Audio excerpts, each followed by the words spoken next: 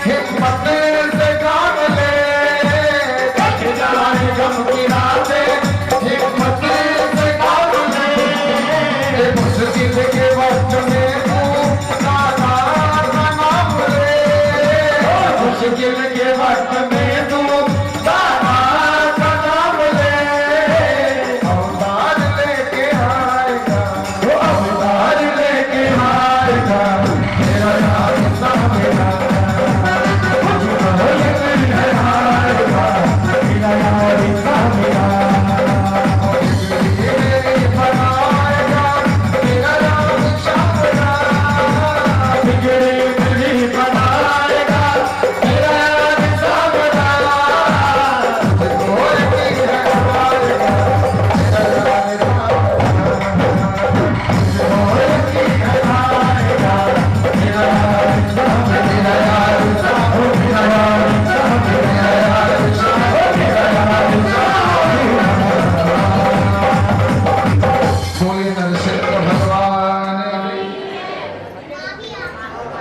कहते हैं भगवान ने हिरण्यकश्यप का उद्धार किया है। प्रहलाद ने कितने हजार वर्ष तक राज्य किया। आगे की कथा में भक्ति की कथा है, गजग्राह की कथा। भगवान ने ग्राह का उद्धार किया है और गज को बचाया है। प्रहलाद के पुत्र हैं बैरोचन और बैरोचन के पुत्र हैं बलि।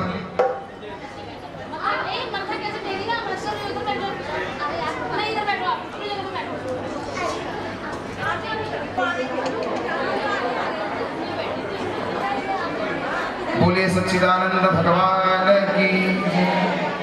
आज भगवान के जन्म की कथा और कथा विलंब थी, क्योंकि अभी हम पहुंचे समुद्र मंथन पे। अगर समुद्र मंथन सारांश में कथा कहेंगे तो भी 15 मिनट लग जाएगा, इसलिए आज की कथा में देरी होगी। रोज 7 बजे छोड़ देते थे, आज आधे घंटे बाद छोड़ेंगे, 7:30 बजे।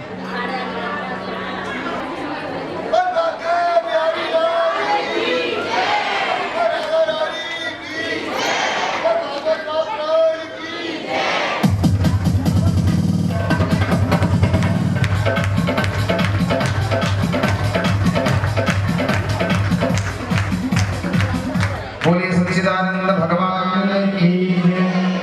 बैरोचन के पुत्र हुए बलि।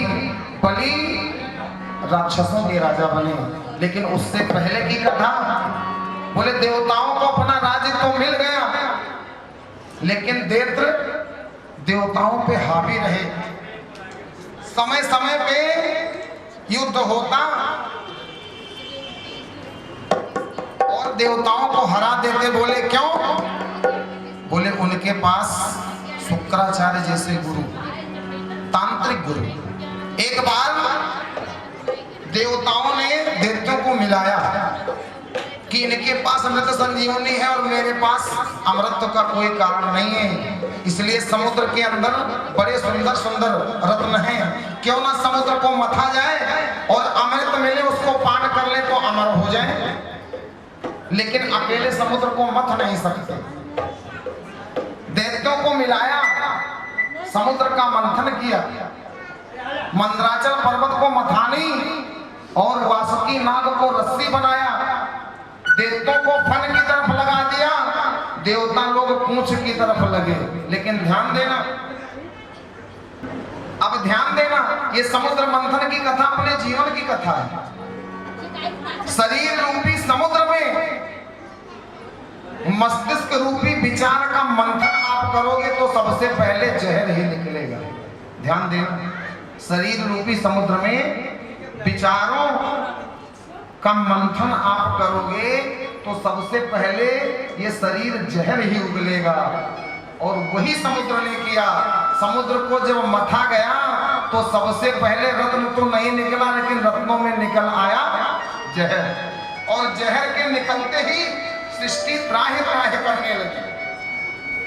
देवता दानव सब बनने लगे। देवताओं ने कहा अमृत की इच्छा से मथा था, लेकिन निकला जहर। अब जहर को कैसे हटाया जाए? कहते सारे देवता भोलेनाथ के पास पहुंचे, कहने लगे महाराज इस समस्या का समाधान आप ही कर सकते हो। भोलेनाथ ने कहा कहो अमर आए कहीं है तू, क्यों रो रहे हो?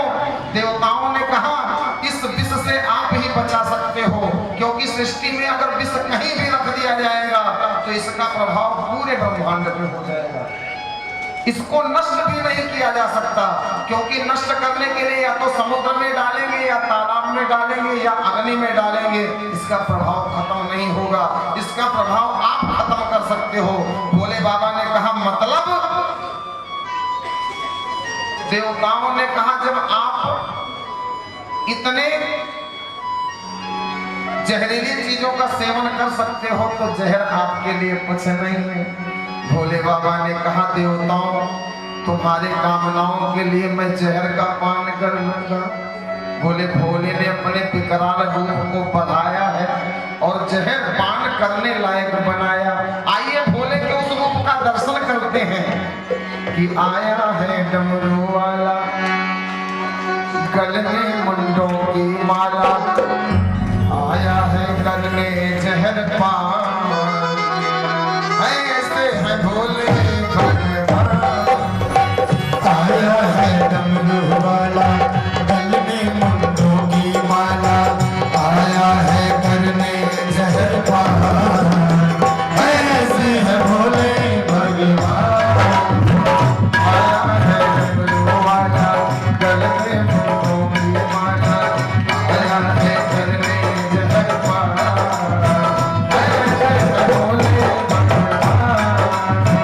आया है डमरू वाला, गल में मुंडों की माला, आया है करने जहर पान, ऐसे है भोले भगवान।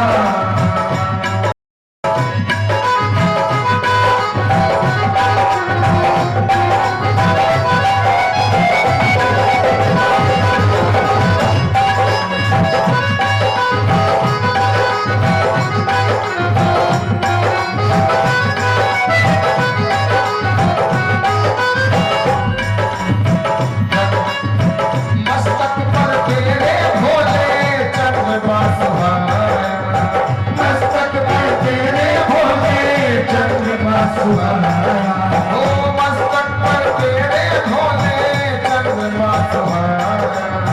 मस्तक पर तेरे भोले चंद्रमा सुहाना, वो जटाओं में लहराती है गंगा तुम्हारा, जटाओं में लहराती है गंगा की धारा, गल में मुंडों की माला, देखत लागे मतवाला, गल में मुंडों की माला, देखन लागे मतवाला, आया है करने समाधान, ऐसे है भोले भगवान।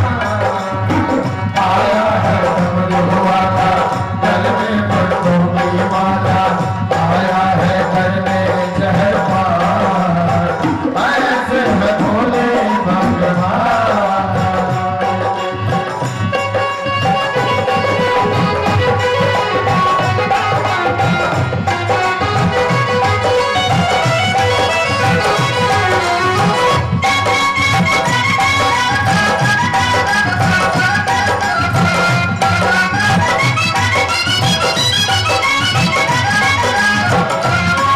नहीं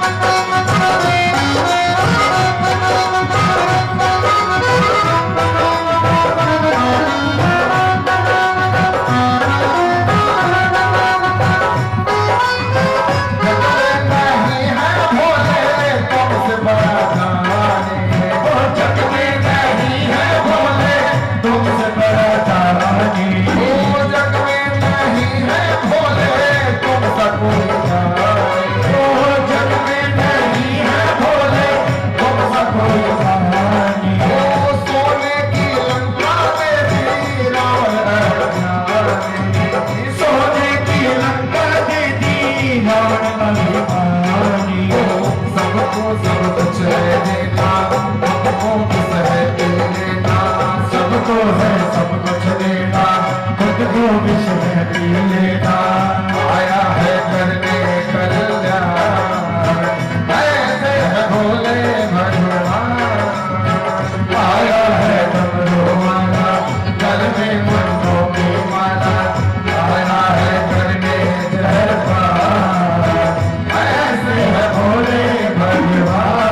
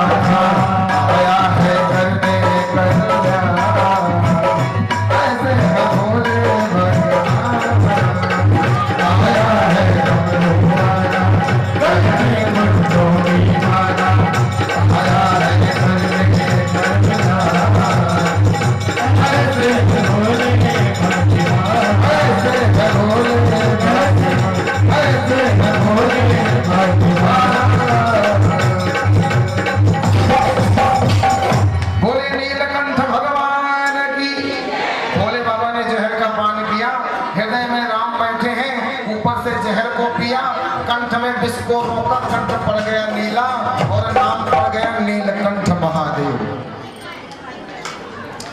कहते हैं 14 रत्न निकले तो, लेकिन सबने कुछ न कुछ ले लिया। धन्वंतरी उतार लिया है, भगवान ने कच्छप उतार लिया है। अंत में अमृत निकला तो, लेकिन जैसे अमृत निकला तो देवता लोग अपनी तरफ झपटने लगे, दैत्य अपनी तरफ। झगड़ा मच गया। इंद्र का लड़का जयंत लेकर के अमृत का कलश भगा, दैत्य पीछा करते रहे। उसने 3-4 जगहों पे कलश को रखा। बोले वो 4 जगह कौन कौन से थे? बोले हरिद्वार, नासिक, प्रयाग और उज्जैन। जिस क्षण में हरिद्वार में उसने अमृत के कलश को रखा, अमृत का कलश छलका, उस समय बृहस्पति और सूर्य की दशा जो चल रही थी, वो दशा 3 साल बाद जब वापस आती है तो उस स्थान पे कुंभ लग जाता है। 12 वर्ष में एक स्थान पे महाकुंभ लगता है, 3-3 साल पे अंतराल चेंज होता रहता है। कहते हैं उस अमृत कलश का असर वहां पे मौजूद पाया जाता है और कहीं ना कहीं किसी को वो अमृतत्व प्राप्त हो जाता है कुंभ स्नान करने से, जैसे अब की बार प्रयाग में हुआ। कहते हैं देवता लोग झपटे देते झपटे, भगवान ने मोहिनी रूप बनाया। छम छम पायल बजता हुआ आ गई, दैत्य देख करके मोहित हो गए। भगवान ने मोहिनी रूप में कहा कि मैं लोगों का बंटवारा बढ़िया कर लेती हूँ, बंटवारा कर दूंगी। दैत्य को एक तरफ बिठाया, देवताओं को एक तरफ। अमृत का कलश लेकर के बांटने लगी, देवताओं को पहले बांटने लगे। दैत्य लोग हल्ला मचाने लगे, नहीं पहले मैं पीऊंगा। मोहिनी रूप में भगवान ने कहा तुम लोग पागल हो क्या? ऊपर कच्चा माल है पतला वाला, इन लोगों को पिला देता हूँ। जो असली माल है ज्यादा असर करेगा, तुम लोगों को बाद में पिलाऊंगा। देवता बेचारे सीधे बैठ गए। भगवान ने देवताओं को सारा अमृत पिला दिया। लास्ट में सूर्य को पिला करके चंद्रमा को सारा पलटने जा रहे थे।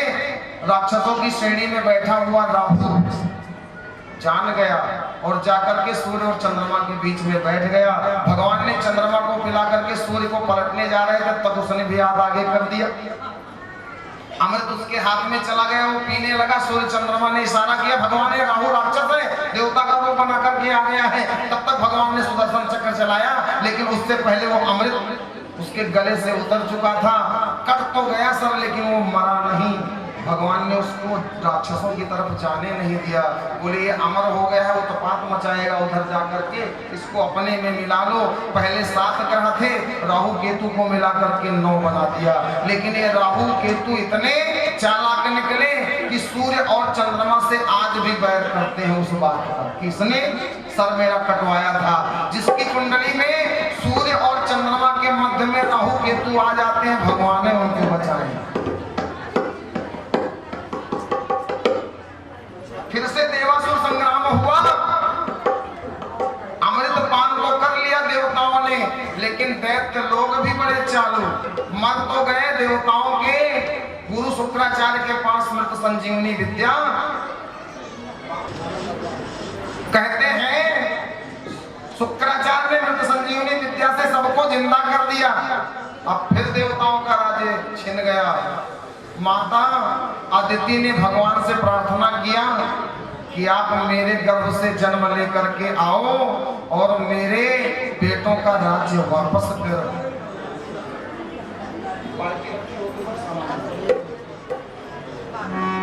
कहते हैं भादव मास के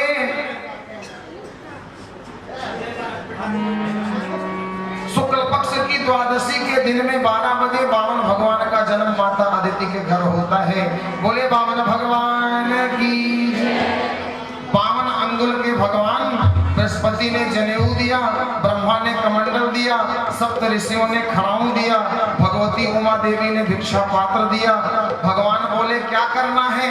माता अदिति ने कहा राक्षसों से अपने भाइयों के राज्य को वापस लेकर के आना है। भगवान ने कहा कैसे लेके आऊं?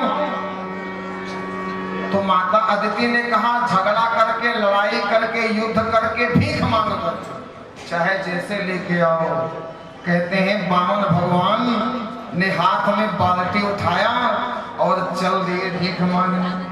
यहाँ भी झांकी अगर होगी तो आपके मध्य अभी बामन भगवान आएंगे। आप लोग आवाज मत मजाना, जिनको यथाशक्ति जो देना होगा अपने स्थान से दे देना, उठना मत भूल, नहीं तो व्यवस्था खराब होगी। बामन भगवान चल देते हैं मांगने कि तेरे द्वार खड़ा भगवान भगत भर दे, द्वार खड़ा भगवान भगत भर दे, भगत भर दे,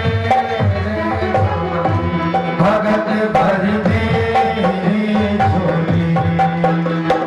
द्वार खड़ा भगवान भगत भर दे झोली, भगत भर दे झोली। तेरा होगा बड़ा एहसान, युग युग तेरी रहेगी शान, भगत भर दे झोली, भगत भर दे झोली।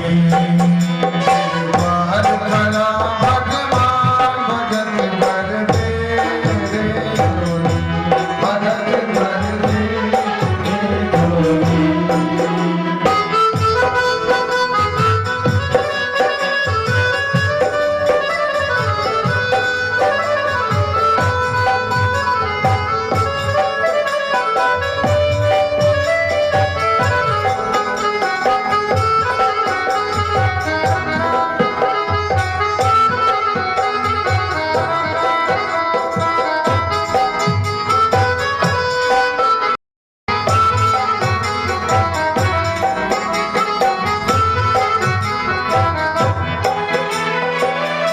मोटी सारी धरती देख ले, झूमा गगन है सारा, मोटी सारी धरती देख ले, झूमा गगन है सारा।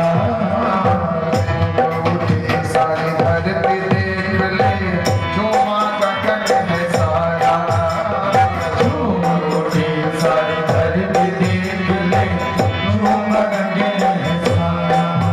वो भीख मांगने आया तेरे दर, जगत का पार उधार दे। वो भीख मांगने आया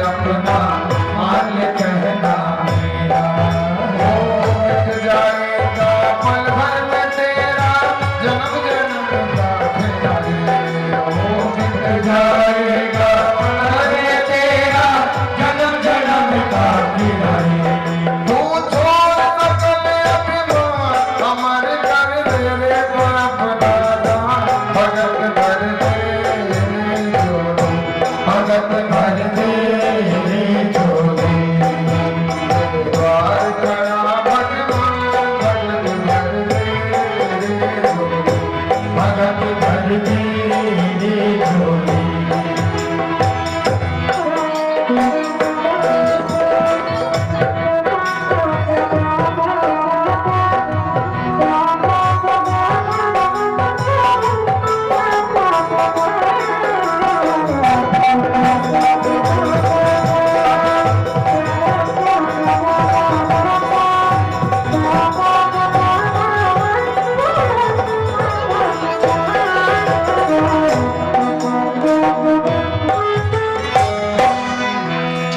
झूम उठी सारी धरती गले पूरा गगन है ओ छोटी सारी धरती देख ले पूरा गगन है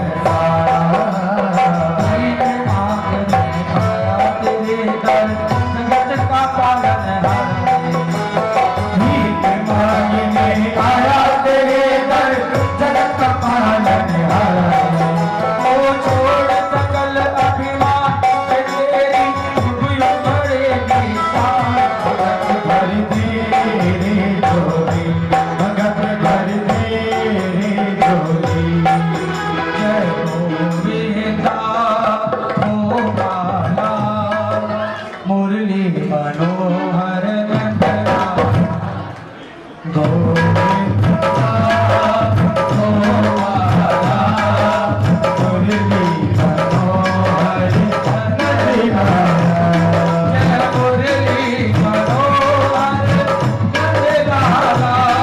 जय मुरली मनोहर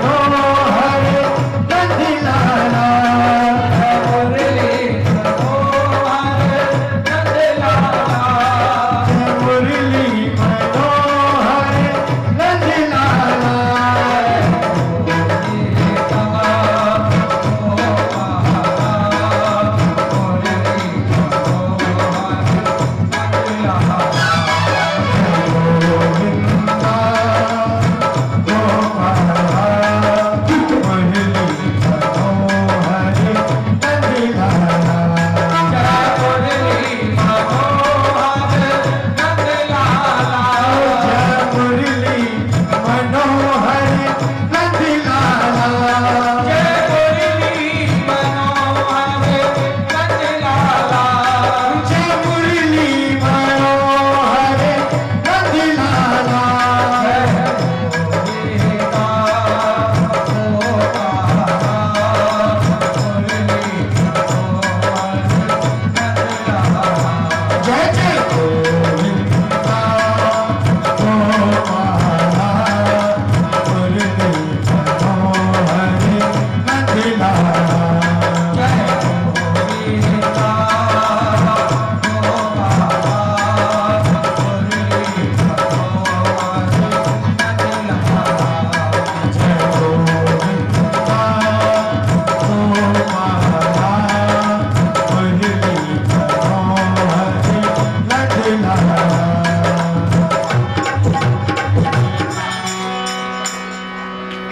बोलिए वामन भगवान की जय।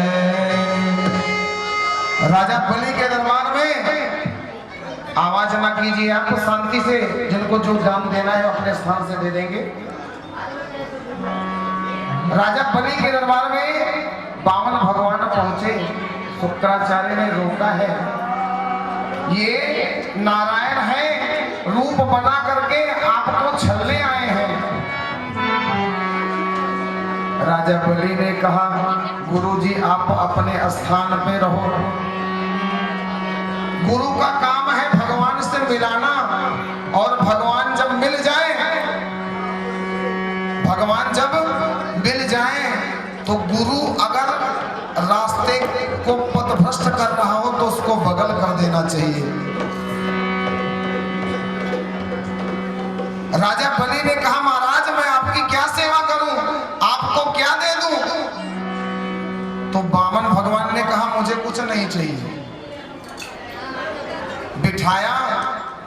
चरण स्पर्श किया, पाद प्रक्षालन किया, भोजन कराया और दक्षिणा के स्वरूप कहा महाराज आपको क्या चाहिए? तो वामन भगवान ने कहा मुझे कुछ नहीं चाहिए। राजा बलि ने कहा मैं दैत्यों का इतना बड़ा राजा हूं, मेरे दरवाजे से अगर आप वापस चले जाओगे तो शोभा नहीं देगा, कुछ तो ले लो। वामन भगवान ने कहा अगर देना है तो मैं लूंगा तो दान, लेकिन संकल्प करके लूंगा। बोले क्या चाहिए आपको? स्वर्ण मुद्रा चाहिए, धन चाहिए, जमीन चाहिए? तो वामन भगवान ने कहा मैं धन लेके कुछ नहीं करता, मुझे आश्रम बनाना है और आश्रम के लिए 52 अंगुल का शरीर है, केवल 3 पग भूमि चाहिए। राजा बलि ने कहा 3 पग भूमि मांग करके मेरे मान को खराब मत करो। 3 पग भूमि में होता क्या? आवाज मत कीजिए, बस ले आओ, झांकी ले आओ, हो गया। पंडित झांकी ले आओ, हो गया। थोड़ा सा आगे बढ़।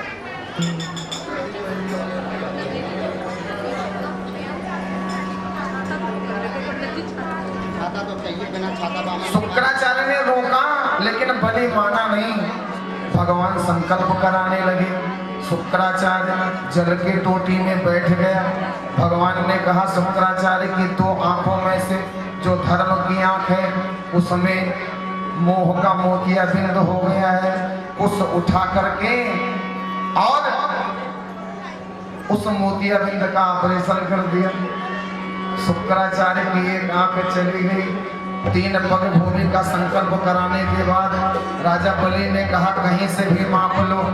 कहते हैं भगवान ने अपना विराट रूप बनाया, 1 पग रखा, पूरी पृथ्वी को माप लिया, दूसरे पग से पूरे ब्रह्मांड, जल थल आकाश पर्वत नदियां, और तीसरा पग कहा मैं कहाँ रखूं? तो बलि ने कहा मेरी बुद्धि खराब थी इसलिए मेरे मस्तक पे रख दो। कहते हैं बलि के मस्तक पे सर को पैर को रख के और पाताल में पहुंचा दिया। आज बलि भी चालाक, उसने पैर को छोड़ा नहीं, भगवान को भी ले गया, पाताल का राजा बना और भगवान को वहां का पहरेदार बना दिया। श्रावण की पूर्णिमा तिथि को लक्ष्मी माता ने बहन का स्वरूप बना करके और भगवान को मांगने गई। राजा बलि के हाथों में रक्षा सूत्र बांधा। बलि ने कहा बहन क्या चाहिए? तो माता लक्ष्मी ने कहा और कुछ नहीं चाहिए, ये आपका पहरेदार बहुत अच्छा लग रहा है, इसी को दे दीजिए। भगवान को छुड़ा करके लाई है। राजा बलि ने देवताओं के वंश को बढ़ाया और अब आती है चंद्र वंश की कथा। आदो राम तपोवनाधिगमनम हत्वा मृगं कांचनम वैदेही हारम जटायो मानम सुग्रीवं संभाषणम बाली निग्रहणम समुद्रतरणम लंकापुरी दाहनम तत्पश्चात रावण कुंभकर्ण हरणम एतत् श्री रामायण। राम जी का जन्म का रहा एक सुंदर सा भजन। सूर्य वंश में भगवान राम का अवतार कि एक बार भूपति मन माही भय गणानि मोरे भूपति मन माही भय गणानि मोरे सुख नाही। गुरु गृह गए तुरंत महिपाला चरण लागे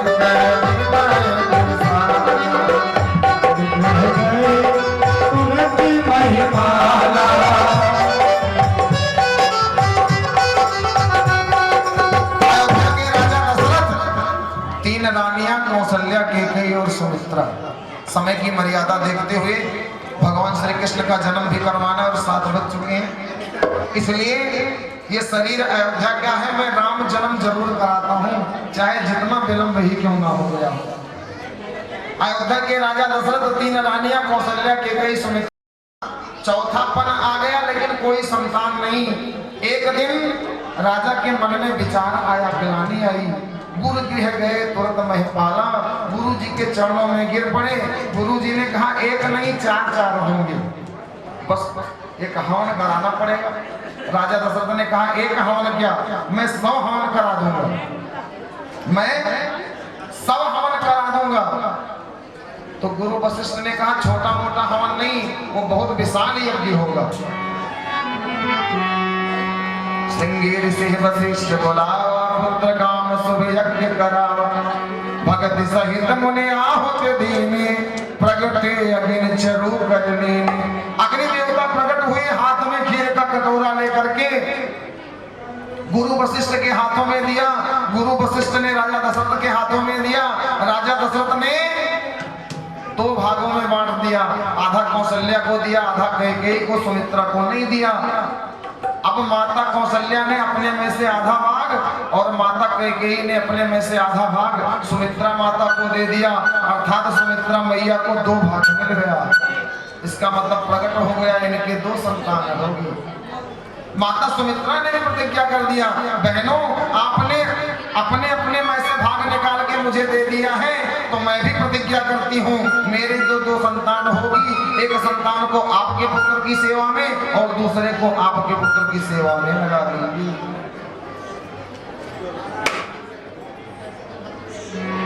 बोलिए सच्चिदानंद भगवान की।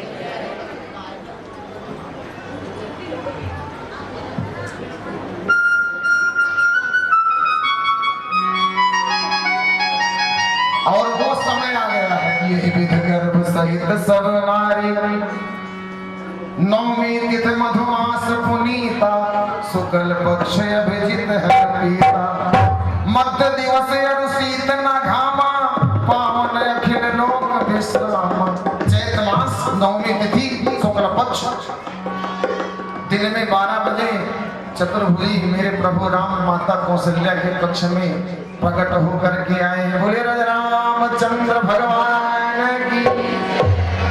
चतुर्भुज रूप में अवतार लेकर के आए। भगवान ने कहा मैया मैं आ गया। माता कौशल्या ने कहा मुझे 6 फुट और 4 इंच का बालक नहीं चाहिए, मुझे छोटा बालक चाहिए। भगवान ने छोटा रूप बना लिया। भगवान ने कहा बोलो अब क्या करना है। तो मैया ने कहा संसार में जब प्राणी जन्म लेके आता है जो करता है वही करो। भगवान ने कहा क्या करना है। बोले रो। कितनी बड़ी विडंबना है। बालक जन्म लेकर के आता है, परिवार वालों के मुख से तब तक हंसी नहीं निकलती जब तक वो रोता नहीं। और यहाँ तक कि अस्पताल में बच्चा अगर पैदा होता है और रोता नहीं है तो डॉक्टर थप्पड़ मार के रुलाता है, और जैसे बालक रोने लगता है परिवार वाले हंसने लगते हैं। मेरे राम चतुर्भुजी रूप में अवतार लेकर के आए। बोले रामचंद्र भगवान की अवध में आनंद भयो जय रघुवर लाल की। रघुवर लाल की अवध में आनंद भयो जय रघुवर लाल की। अवध में आनंद भयो जय रघुवर लाल की। जय रघुवर लाल की जय रघुवर लाल की जय रघुवर लाल की जय रघुवर लाल की। अवध में आनंद भयो जय रघुवर लाल की। अवध में आनंद भयो जय रघुवर लाल की।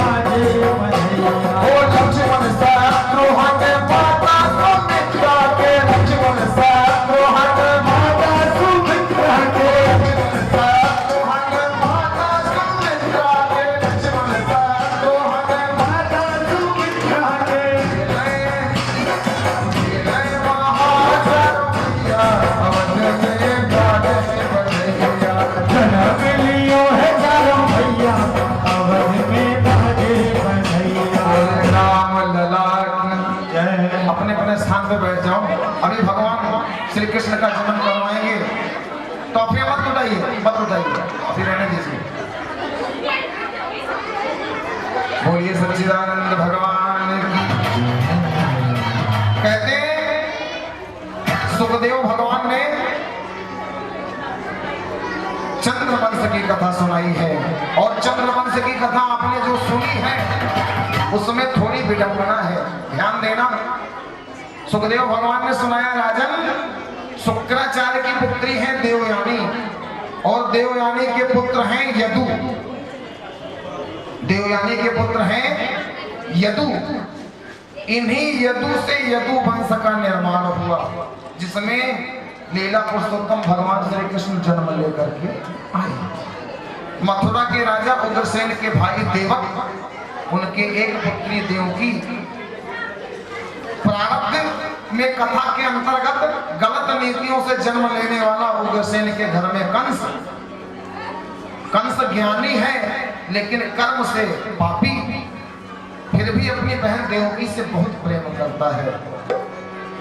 एक दिन जब देवकी का विवाह वसुदेव के साथ तय हुआ तो स्वयं कंस अपने बहन की डोली लेकर के विदा करने चला। उसी समय आकाशवाणी हुई, सावधान सावधान सावधान।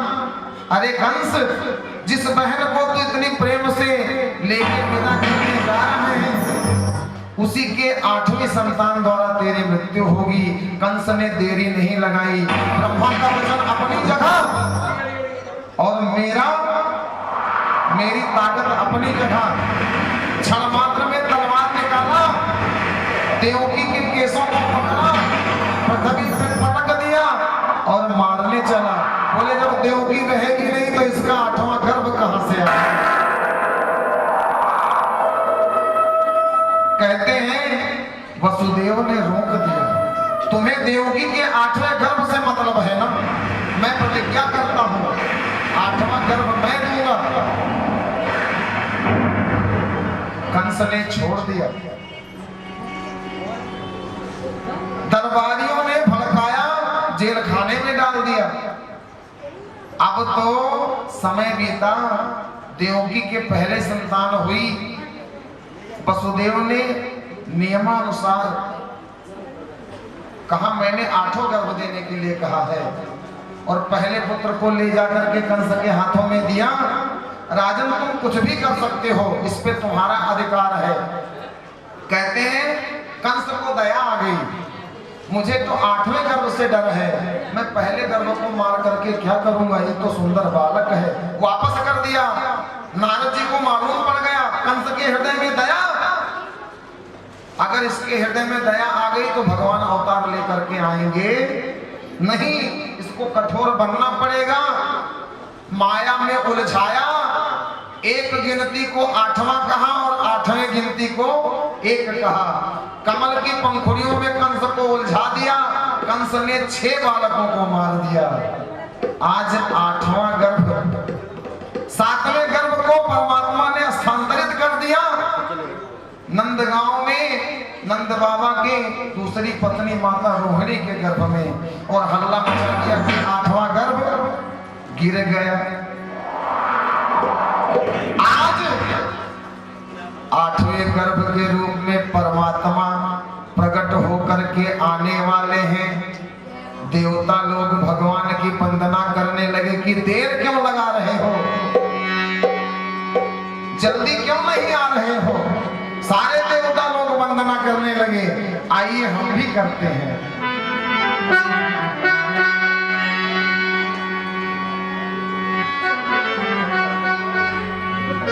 कि बड़ी देर भई नंद लाला, तेरी राहत के ब्रज पाला।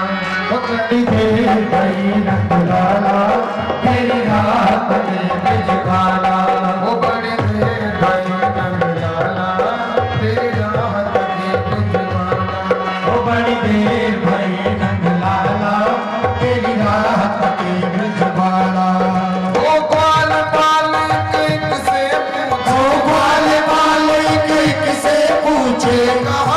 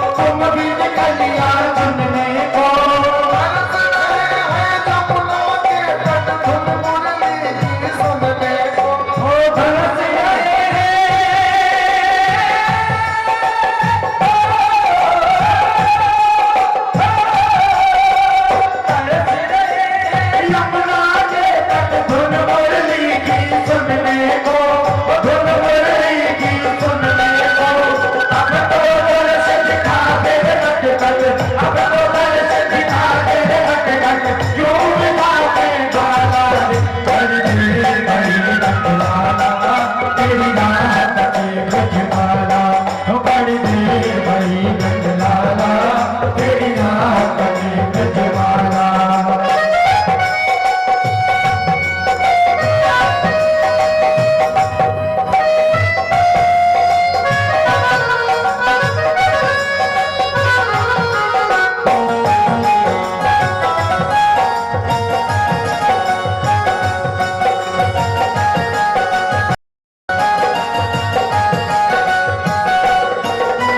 संकट में है आज ये धरती जिस पर तुमने जन्म लिया। ओ जिस पर तूने जन्म लिया जिस पर तूने जन्म लिया पूरा कर दे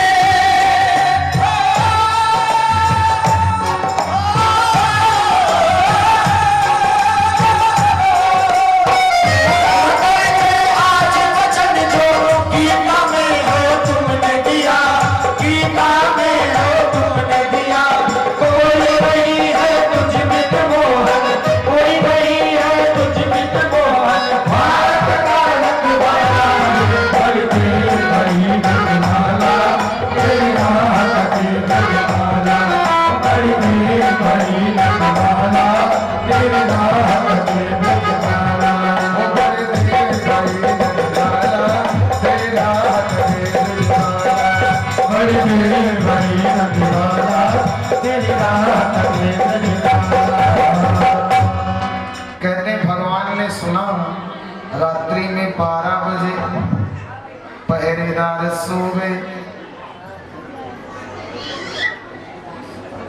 जेल के ताले अपने आप खुल गए। भादो मास की अष्टमी तिथि को भगवान रात में 12 बजे अवतार लेकर के आए। बोले कृष्ण कन्हैया लाल की जय हो। ज्यादा तेज मत बोलना नहीं तो कंस सुन लेगा। जब पहुंच जाए गोकुल में तब लगाना जोर से देगा। आज भगवान ने चतुर्भुज रूप दिखाया, फिर बालक रूप में आए, रोने लगे।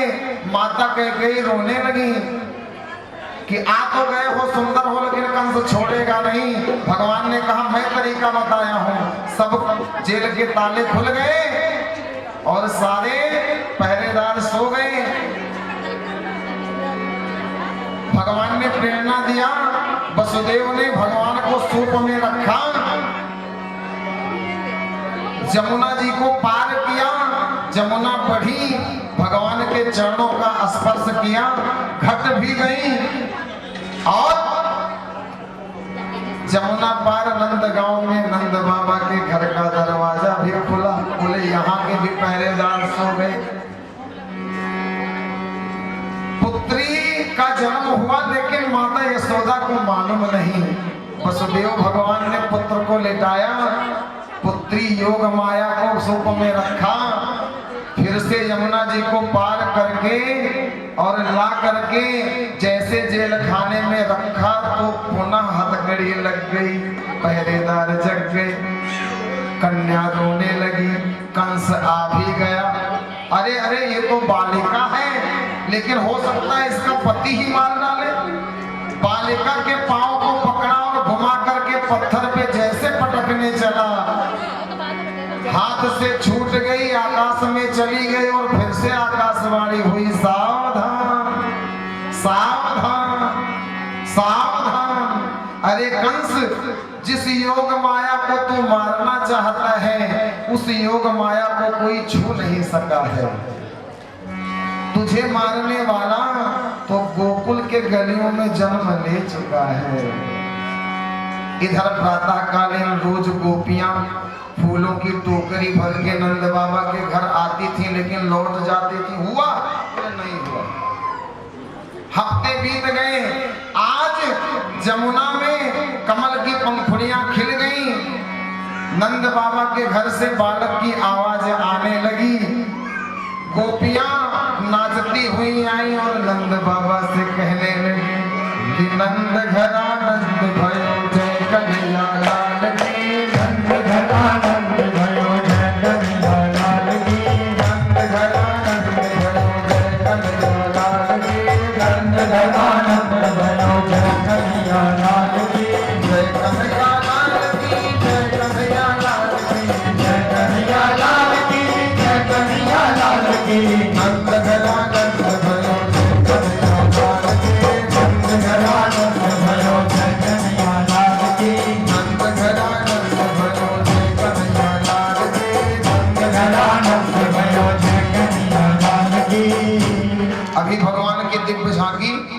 आपके सम्मुख आएगी। वसुदेव महाराज अपने सर पे टोकरी लेके कन्हैया का दर्शन कराएंगे, आपके सम्मुख आएंगे, कोई उठेगा नहीं, आवाज भी नहीं करेगा, वही जो न्यौछावर देना होगा दे देगा। दूसरा नंबर, जब मैं लास्ट में बधाई बोलूंगा तो महिला मंडल की 2 लेडीजें यहाँ से उठेंगी और पूछे में जाकर के सबसे बधाई ले आएंगी, यहाँ अर्पण करेंगी। कोई उठेगा नहीं अपनी जगह से, पंडित जी भी नहीं जाएंगे, आप लोगों में से कोई चले जाना। कि मेरे खुशियों का रहा न ठिकाना, मेरे जैसा नहीं कोई दीवाना। हमारे घर शाम आए हैं, हमारे घर शाम आए हैं, हमारे घर शाम आए हैं, हमारे घर शाम आए हैं, शाम आए हैं, घर शाम आए हैं, ओ शाम आए हैं, घर शाम आए हैं। मेरे खुशियों का रहा न ठिकाना, ओ मेरी खुशियों का रहा न ठिकाना, मेरे जैसा नहीं कोई दीवाना। हमारे घर शाम आए हैं, हमारे घर शाम आए हैं, हमारे घर शाम आए हैं, हमारे घर शाम आए हैं। जय श्री कृष्ण।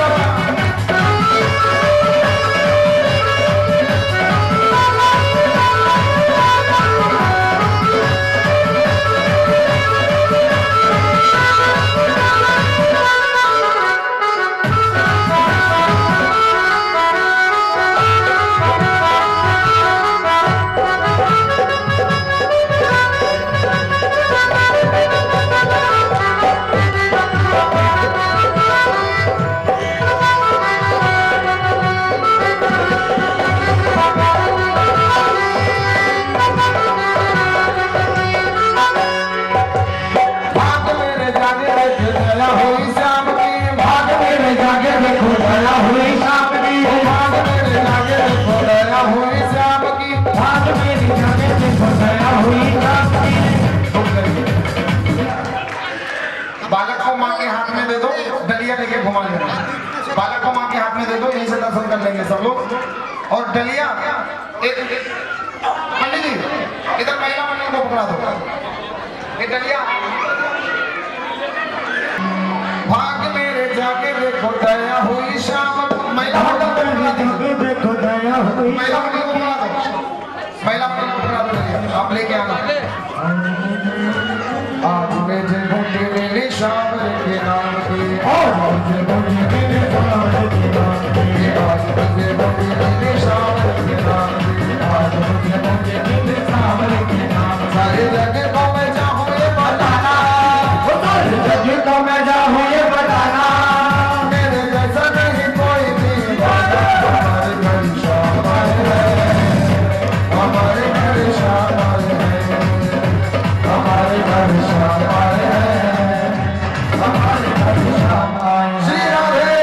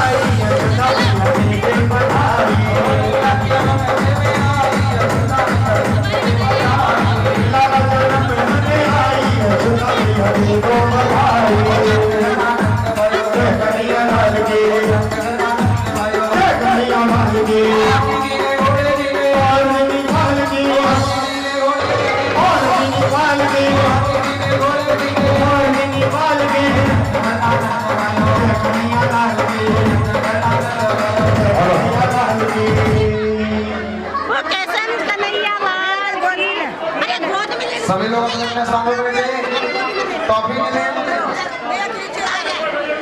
कोई नहीं आएगा, यहाँ कोई नहीं आएगा। अभी आपको दरवाजे पे टॉफी मिलेगी, कोई मिलेगी। और व्यवस्था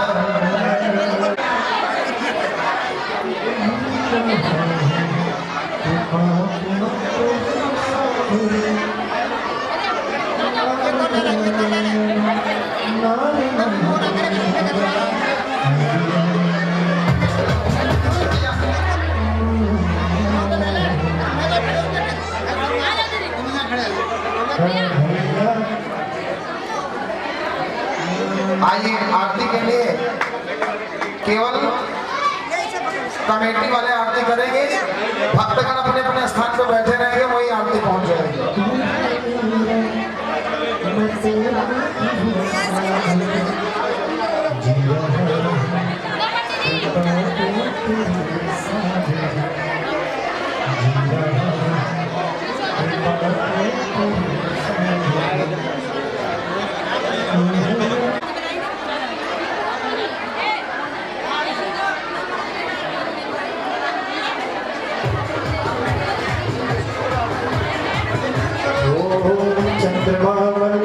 चक्षुः सूर्यो न जायतः श्रोत्राग्निर्जायत।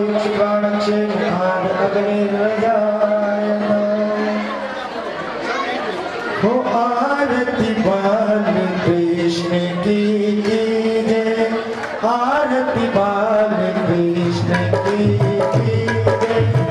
अपनो जन्म सुफल कर दीजिए, अपनो जन्म सुफल कर दीजिए।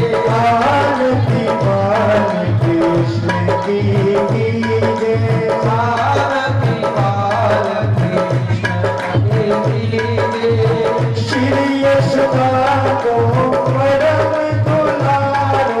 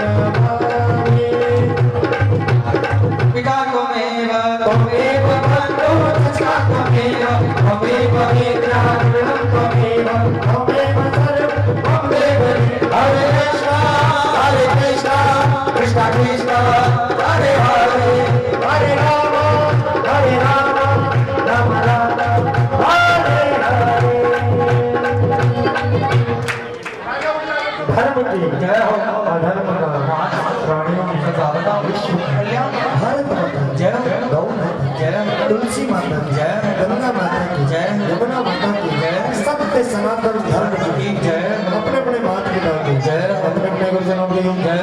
जय जय श्री राम, जय जय श्री राम, जय जय श्री राम। आज के आनंद की